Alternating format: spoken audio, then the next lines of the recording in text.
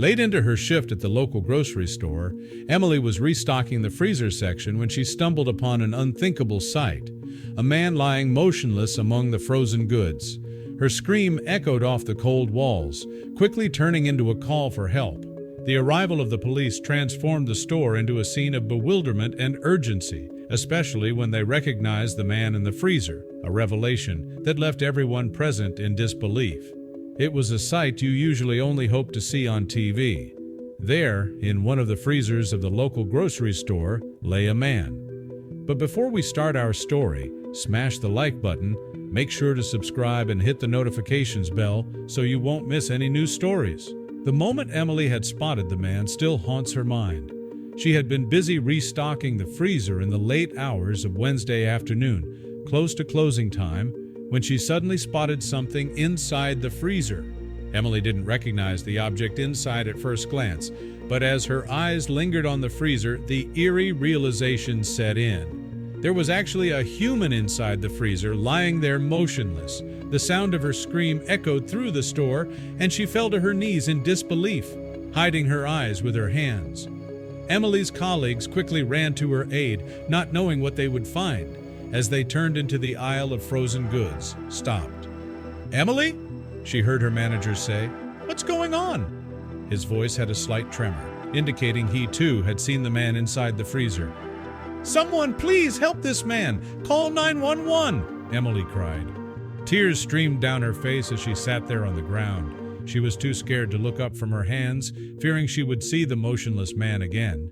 But she could hear more and more people around her. Suddenly, she felt a hand on her arm. Emily visibly shook from shock, but before she could say anything, she was pulled up and away from the man.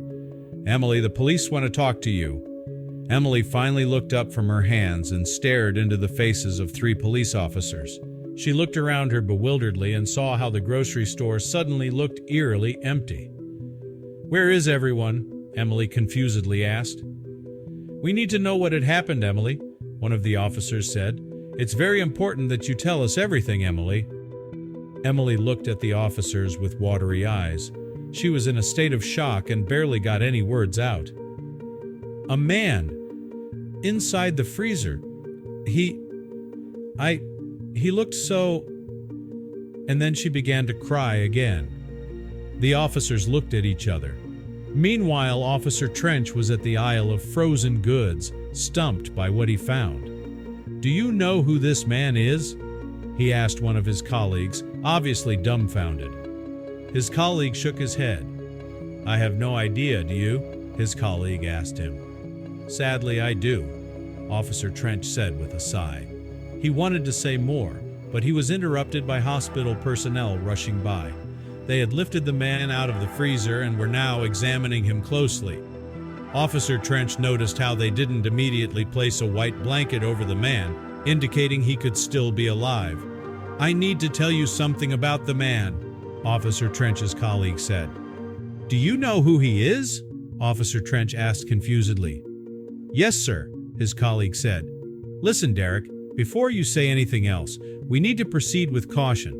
We need to keep this man's identity out of the media for as long as possible." The two went back into the room where Emily was, or well, where she used to be, because when they entered the room, they were shocked to see that it was empty. The 2 officers looked at each other, and without a word, they split up, looking for Emily. Officer Trench went back to the crime scene, fearing she might be there. She had told the officers she hadn't recognized the man, but what if she lied? Officer Trench couldn't let that happen. He had to get to her first. He called all his colleagues on his walkie-talkie and told them to look out for Emily, and if anyone would find her, they'd have to take her to the station. At Emily's home, her family sat in stunned silence. Her mother's hands were clenched tightly. "She's always been responsible," she whispered. Officers took notes, gently probing about Emily's behavior, friends, and routines. But every answer led to more confusion. News of Emily's disappearance spread quickly. Neighbors gathered in clusters, sharing disbelief. As darkness fell, the search expanded. Police cars combed neighborhoods, knocking on doors, flashing Emily's photo. Back at the store, the freezer where a man had been found became the epicenter of a deeper investigation. The man, still unidentified, carried receipts and business cards linking him to local businesses, yet no one recognized him. His prints yielded nothing. He didn't appear in any missing persons database. The deeper they looked, the more complex it became. His presence, his apparent ties to the town, and Emily's disappearance created a riddle that defied logic. A resident came forward, claiming to have seen Emily on the night she vanished. She looked upset, like she was in a hurry, they said. This information created a much-needed timeline, prompting a fresh wave of investigation. Encouraged by the tip, officers reviewed nearby surveillance footage and canvassed local businesses. Emily was found sitting alone on a bench in a small, secluded park on the edge of town. She stared blankly into the distance, her disheveled appearance and vacant expression alarming the officers who approached her. At the station, she sat in a sterile interrogation room, eyes darting around, visibly overwhelmed. Detectives asked simple questions, hoping to ground her, but Emily's answers were disjointed, jumping between memories and illusions. She spoke of voices, shadows, and a sense of being watched. Nothing made sense. Some officers saw signs of guilt. Others believed she was a traumatized witness. No one knew for sure. Theories swirled, but evidence remained elusive. As detectives pressed harder for clarity, her responses only became more erratic. Her fragmented memories left investigators frustrated. They needed facts, but all they had were broken pieces of a story they couldn't yet understand. Meanwhile, Emily's unsettling account of the freezer incident leaked to the media. The local news pounced, and her story spread quickly. Broadcasts, headlines, and speculation saturated the town. Online forums exploded with theories. Was it a crime of passion? A cover-up? Something supernatural? The lack of clarity only fueled the fire. Suddenly, Emily became the focus of national attention. Reporters camped outside her home and workplace. Her face appeared everywhere, alongside speculative headlines and invasive commentary. The growing attention brought a new wave of pressure. Police efforts were now scrutinized publicly. Emily, already fragile, began feeling paranoid and trapped. Caught between trauma and a media circus, separating truth from rumor became nearly impossible. Every day brought new distortions of Emily's story. The case had become a battleground between reality and conjecture. Back in the interrogation room, Emily sat curled inward, her voice quiet and hesitant.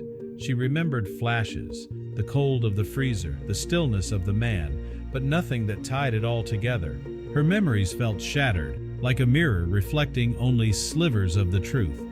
The detectives began to suspect there was more Emily hadn't revealed.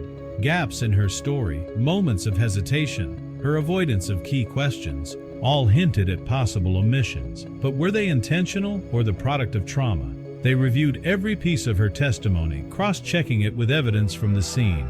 It was a slow and painful process, sorting truth from confusion, trying to illuminate a night clouded by fear. Emily's demeanor suggested deep emotional trauma. Her hands shook, her voice wavered, and she seemed distant, haunted.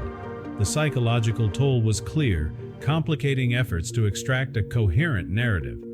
Despite days of interrogation, the case remained unsolved. The man in the freezer remained unidentified, his presence unexplained.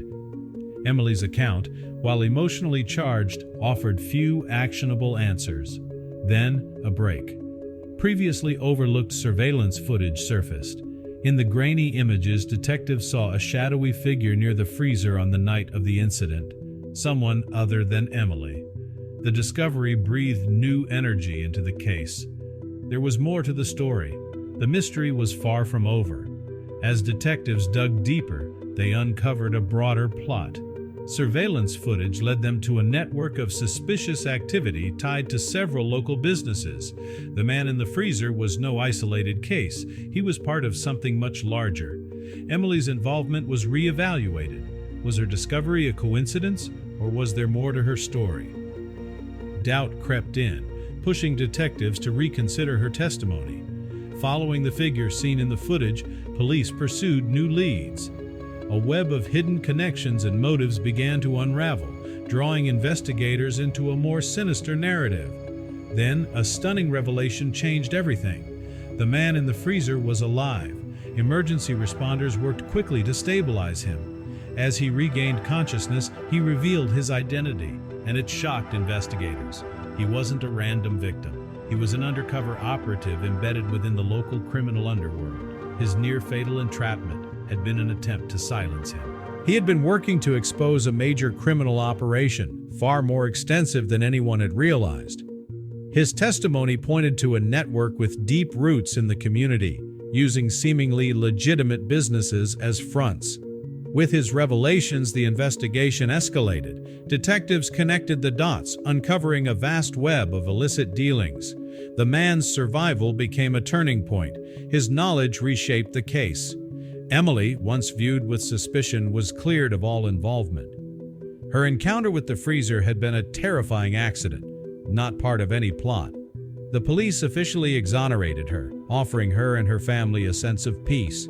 Shockwaves rippled through the community as the investigation exposed several trusted local establishments as covers for illegal operations. What once felt familiar now appeared shadowed by betrayal. Emily, who had stumbled into the case by chance, was hailed as an unwitting hero. Her ordeal had played a critical role in bringing a powerful criminal enterprise to light. As law enforcement acted on the undercover agent's intelligence, swift raids were carried out. Arrests were made. Illicit businesses were shut down. The takedown of the criminal network marked a major victory for justice. The town breathed a collective sigh of relief. Gratitude poured in for the officers and for Emily, whose nightmare had sparked the investigation. A sense of safety returned. Emily, though shaken, found herself reflecting on her unexpected journey. From a grocery store clerk to the face of a community-wide investigation. The experience had changed her, instilling both trauma and resilience. The community, once shaken by the darkness hidden in plain sight, began to heal. People found comfort in one another and in the return of peace. Together, they emerged stronger. The case left a permanent mark on law enforcement. New protocols were adopted. Investigators became more thorough, more vigilant, better equipped to handle future threats. The entire ordeal served as a powerful reminder. Safety is fragile, but a united community can overcome even the most insidious of threats. In the end, what began as a mysterious incident in a grocery store freezer had exposed a hidden world and reminded everyone that heroes don't always wear badges. Sometimes they're people like Emily. And as the town looked forward, there was finally peace and hope.